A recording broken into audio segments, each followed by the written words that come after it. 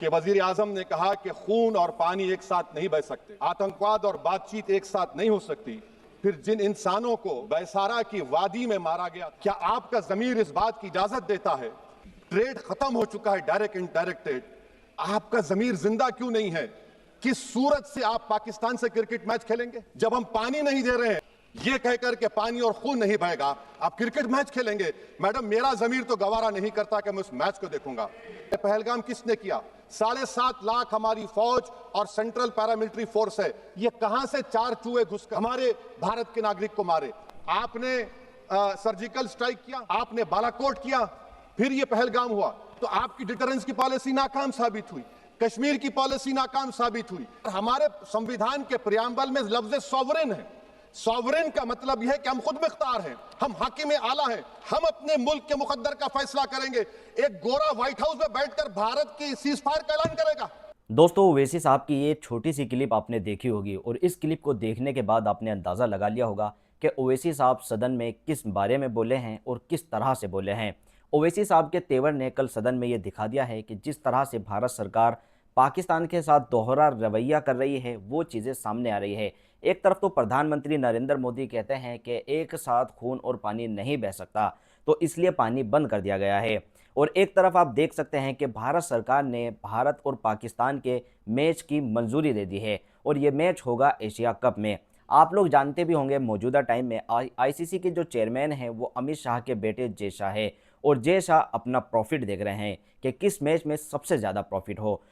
तो इस चीज़ से आप अंदाज़ा लगा सकते हैं कि बीजेपी सरकार को देश से कोई मतलब नहीं है, बीजेपी सरकार को सिर्फ पैसा चाहिए, प्रॉफिट चाहिए।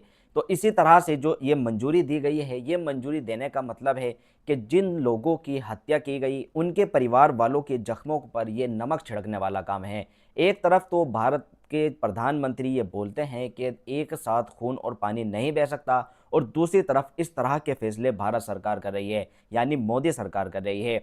ये फैसला इतना शर्मनाक था कि इस फैसले पर बोलना बहुत ज़्यादा ज़रूरी था। और सदन में जब असदुद्दीन ओवैसी साहब पहलगाम मामले पर बोल रहे थे तो एक तरफ तो असदुद्दीन ओवैसी साहब ने ऑपरेशन सिंदूर की तारीफ करी और दूसरी तरफ सरकार का जो दूसरा चेहरा था वो ओवैसी साहब ने सदन में दिखाया कि किस तरह से बीजेपी सरकार एक तरफ तो अपना कड़ा रुख दिखा रही है और दूसरी तरफ ये चीज़ें चल रही है। तो ओवैसी साहब का सदन में बोलना बहुत ज़बरदस्त था और बहुत ऐसे मुद्दे ओवैसी साहब ने उठाए जो उठाने ज़रूरी थे। लगभग 10 मिनट ओवैसी साहब बोले और 10 मिनट में पूरी सदन में सन्नाटा मचा दिया, क्योंकि ओवैसी साहब ने जिन जिन पॉइंट पर बात की है वो पॉइंट देखने वाले हैं। तो आप लोग इस वीडियो को मुकम्मल वॉच करें और इन सारे पॉइंट को देखें, कमेंट में अपनी राय जरूर देना और इस वीडियो को ज़्यादा से ज़्यादा शेयर करना उन लोगों के पास जो लोग ओवैसी साहब को देशद्रोही बोलते हैं या ओवैसी साहब को बोलते हैं कि देश के खिलाफ बोलने वाले हैं। उन लोगों को ये चीज़ें दिखा देना कि किस तरह से ओवैसी साहब भारत के साथ है और भारत के लिए बोलने वाले हैं, भारत की आवाम के लिए बोलने वाले हैं। स्पीच सुने ओवैसी साहब की क्या बोल रहे हैं। माननीय सदस्य श्री असदुद्दीन ओवैसी जी। मोहतरमा चेयरमैन साहिबा, मैं शुरुआत में अपनी तरफ से ताज़ियत पेश करना चाहूँगा उन 26 लोगों को जिनका नाम पूछकर और मुसलमान नहीं होने के नाते पर उनको गोली मारकर कत्ल कर दिया गया।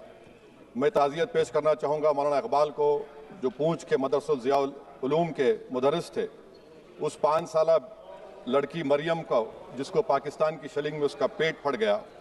मैं ताज़ियत पेश करना चाहूँगा मैडम जैन अली और उर्वा फातिमा, इन दो जुड़वा भाई बहनों को जिनकी उम्र 14 साल थी, लांस नायक दिनेश कुमार को, बीएसएफ के सब इंस्पेक्टर मोहम्मद इम्तियाज़ को। मैं शुक्रिया अदा करना चाहूँगा कश्मीर की आवाम का कि उन्होंने पहलगाम के वाक़े के बाद मस्जिदों से ऐलान किया मजम्मत का, बग़ैर किसी के बोलने पर रोड पर निकलकर उन्होंने पाकिस्तान से आए हुए दहशतगर्दों की मजम्मत की। मैं मुबारकबाद देता हूँ हमारी मुसल्लह अफवाज को कि उन्होंने एक अजीम कुर्बानी पेश की और बहादुरी के साथ ऑपरेशन सिंदूर में भारत को कामयाबी दिलाई। मैं मुसल्लह अफवाज ने पहले 9 दहशतगर्द ठिकानों पर उनको निशाना बनाया और सबसे मेरी नज़र में जो दहशतगर्दी के दिल पर हमला हुआ वो भावलपुर का था और 6 एयरफील्ड, 3 हैंगर और 2 रनवेज को हमने तबाह किया। बाद में ऑपरेशन सिंदूर की कामयाबी की एक अहम वजह यह थी मैडम कि मुल्क में इत्तेहाद और इत्तेफाक पैदा हो गया था, एक यूफोरिया पैदा हो गया था, मगर अफसोस कि हुकूमत ने उसका फ़ायदा नहीं उठाया। मैं आज भी कह रहा हूं, जिम्मेदारी के साथ कह रहा हूं कि पाकिस्तानी फौज, पाकिस्तान की आईएसआई, पाकिस्तान का डीप स्टेट, उनका हयाती मकसद ये है कि हमेशा भारत को कमजोर किया जाए। और अगर हमको इन ताकतों को कमजोर करना है तो देश में इत्तेहाद और इत्तेफाक को बरकरार रखना पड़ेगा। अगर हम बुलडोजर के जरिए या फिर लिसानी जबर के जरिए या मजहबी फिरका परस्ती के जरिए अक़लियतों को निशाना बनाएंगे तो हम खुदा ना खास्ता उन पड़ोसी मुल्क के दहशतगर्द तंजीमों को कहीं कामयाब ना हो जाए। मैडम, मैं आपके सामने ये भी कहना चाहूंगा कि इत्तेहाद और इत्तेफाक इस मुल्क में जब मजबूत होगा तो हमको बैनुल अक़वामी सतह पर दिखाने की जरूरत नहीं पड़ेगी। मैं आपकी तरफ से हुकूमत से चंद सवालात करना चाहूंगा कि वजीर आजम ने कहा कि खून और पानी एक साथ नहीं बह सकते, आतंकवाद और बातचीत एक साथ नहीं हो सकती।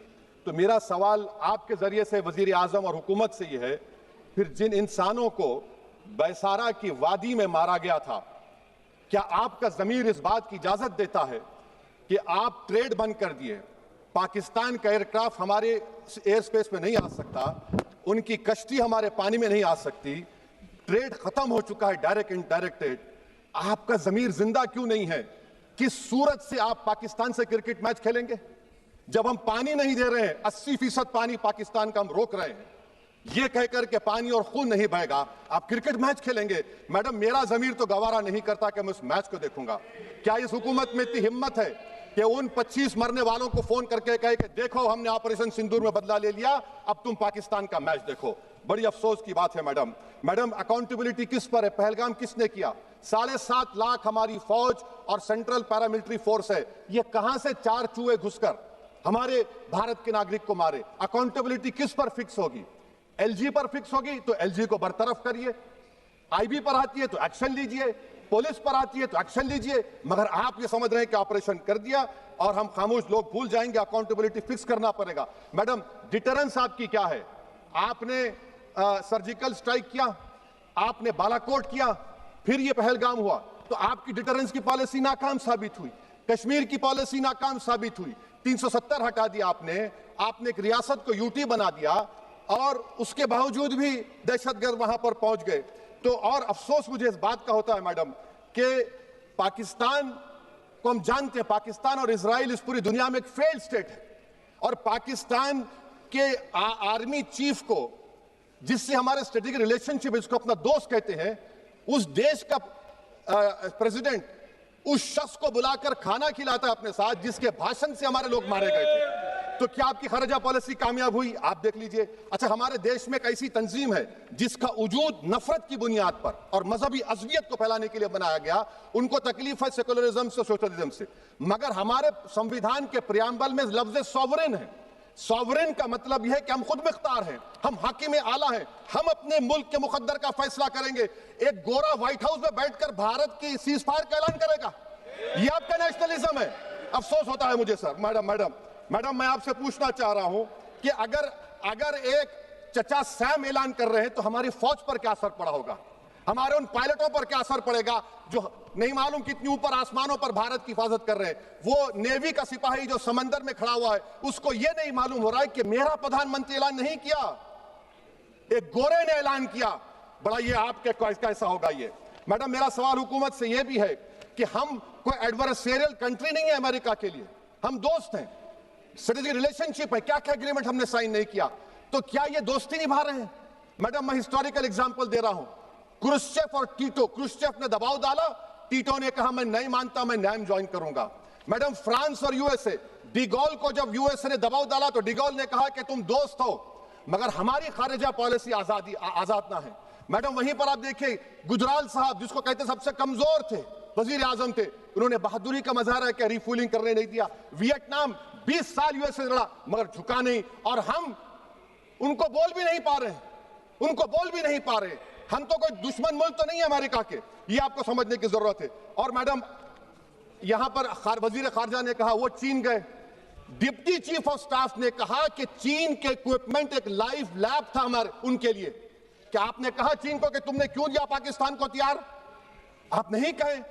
और मैडम, आप जानते हैं कि रक्षा मंत्री ने कहा कि स्विफ्ट एंड प्रोपोर्शनेट, तो फिर जो इंडोनेशिया मिलिट्री अटैचे ने कहा कि हमको कहा गया मत मारो, हम सेल्फ डिफेंस में भी नहीं मार सकते थे पाकिस्तान को?